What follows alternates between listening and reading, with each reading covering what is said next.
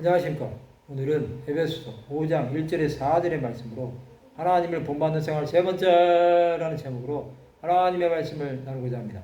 본 말씀은 그러므로 사랑을 받는 자녀같이 너희는 하나님을 본받는 자가 되고 그리스도께서 너희를 사랑하신 것 같이 너희도 사랑 가운데서 행하라. 그는 우리를 위하여 자신을 버리사 향기로운 제물과 희생제물로 하나님께 드리셨느니라. 음행과 온갖 더러운 것과 탐욕은 너희 중에서 그 이름조차도 부르지 말라. 이는 성도에게 마땅한 바니라.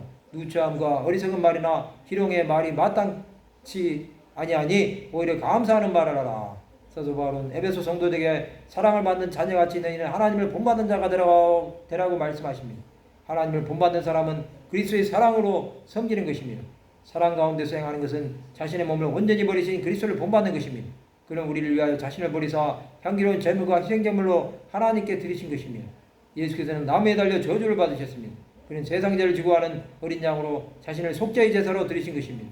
이런 그리스도를 따르는 우리는 음행과 더러운 것과 탐욕은 우리 중에서 그 이름도 부르지 말아야 하는 것입니다. 하나님께 가까이 나가는 것은 세상의 서거질 것들을 멀리하는 것입니다. 이것은 성도의 마땅한 바입니다.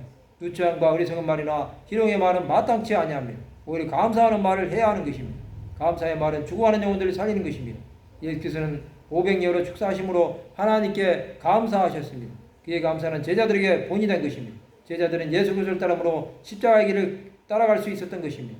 예수 그리스도의 사랑을 입었던 수많은 사람들은 감사의 말을 하는 사람들이 되었습니다. 그들은 하나님의 구원하심을 온천에 전하는 사람들이 된 것입니다.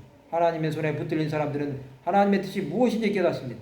감사의 말을 하라는 것은 하나님께 영광을 돌리라는 것입니다. 우리가 살아가는 모든 것은 하나님의 함께 하심이 있어야 합니다. 이것이 없이는 하나님의 뜻을 알 수 없습니다.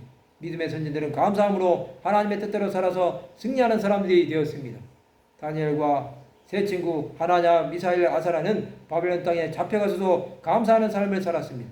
사드락과 메삭과 아벤느고는 우상 숭배를 하지 아니함으로 풀무불에 던져졌습니다. 그들은 풀무불 속에서도 주 예수와 동행하였습니다. 또 다니엘은 사자굴에 던져졌지만 하나님께 감사함으로 사자 입을 봉해 주셨습니다. 이런 사람들은 세상이 감당하지 못하는 것입니다. 하나님의 손에 들린 사람들은 하나님을 본받는 생활을 하는 것입니다. 예수께 나가는 사람들이 되시기 바랍니다. 우리는 감사하는 사람들이 되어 하나님의 뜻을 행하는 삶을 살아야 합니다. 세상에 가치 없는 것을 버리고 오직 예수만을 따르기로 결정하시기 바랍니다. 성도 여러분, 감사하는 사람들이 되어 하나님의 마음을 아는 사람들이 되시기 바랍니다. 말씀을 마치고자 합니다. 하나님께 감사하는 하나님의 백성들이 되시기를 주님의 이름으로 축원합니다.